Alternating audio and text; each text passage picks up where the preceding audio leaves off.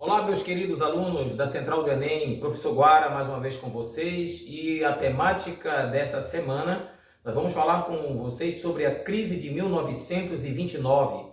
A crise de 1929, ela está contextualizada dentro do processo de final da Primeira Grande Guerra e início da Segunda Grande Guerra. A crise de 1929, ela também contribuiu para a ascensão dos chamados regimes totalitários. Então, entende-se o que seria essa crise, seria a crise do capitalismo no início do século XX. Ela estende-se do final da Primeira Guerra até o início da Segunda Guerra Mundial. É um período marcado pela maior crise até então enfrentada pelo capitalismo, pelo fracasso das democracias liberais e pelo surgimento dos chamados regimes totalitários na Europa e em outras partes do mundo, como na Espanha, por exemplo, com o chamado franquismo. A crise de 29 ela vai provocar um enfraquecimento das relações de comércio e também ela vai provocar o enfraquecimento das chamadas democracias liberais, o que vai contribuir para a ascensão de regimes totalitários, destaque para o nazismo na Alemanha e o fascismo na Itália. A crise de 1929 ela também vai desdobrar-se na Grande Depressão dos anos 1930. Então, o que antecedeu isso? Primeiramente, a questão do American Way of Life, ou seja, o modo de vida americano. Os Estados Unidos vão se tornar o maior devedor e o maior credor da dívida externa mundial. Um novo estilo de vida marcado pelo consumismo exagerado de artigos de luxo, que vai ser adotado por parte das elites da sociedade norte-americana, que vai durar até mais ou menos o final dos anos 1920.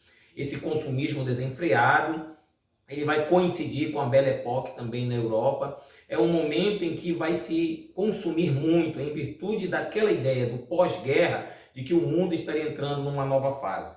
Em contrapartida, quase metade da população vivia abaixo da linha de pobreza devido à concentração de renda.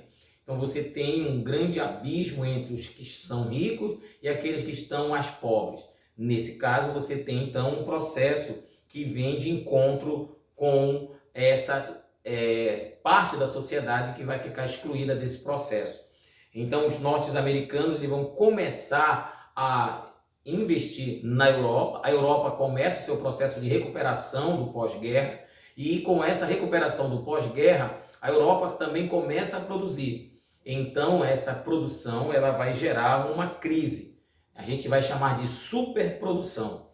Essa superprodução é a causa imediata da crise de 1929, o desequilíbrio entre oferta e procura, não é? E a especulação exagerada nas bolsas de valores, como você pode perceber na imagem, isso vai gerar então o que nós vamos conhecer com o nome de craque da Bolsa de Nova York, em 24 de outubro de 1929. Esse craque da Bolsa de Nova York levou uma série de bancos à falência, uma série de empresas também vão entrar em falência, desemprego em massa. Isso vai gerar fome e miséria atingindo todo o mundo capitalista da época. Somente a União das Repúblicas Socialistas Soviéticas é que não são atingidas naquele momento, pois naquela época a União Soviética já adotava uma economia diferente da economia de mercado dos países capitalistas. Os soviéticos adotaram a economia planificada. Então, somente a União Soviética ou o bloco socialista não foi atingido, não foi abalado pela crise de 1929. Então, nós tivemos uma crise na produção, gerando essa superprodução. Os desempregados vão se amontoando, são mais de 100 milhões de desempregados só nos Estados Unidos. E no Brasil, qual seria o reflexo no Brasil da crise de 29? No Brasil, os efeitos abalam as estruturas da República Velha, abalam as estruturas da República dos Coronéis, o que vai provocar a chamada Revolução de 1930, o que levou Getúlio Vargas ao poder no Brasil após esse momento. Então, no Brasil, iniciaria o período que nós vamos conhecer com o nome de a Era Vargas, ok? Obrigado pela tua atenção. Falei sobre a crise de 29 e os seus efeitos aqui no Brasil. Até a próxima. Tchau.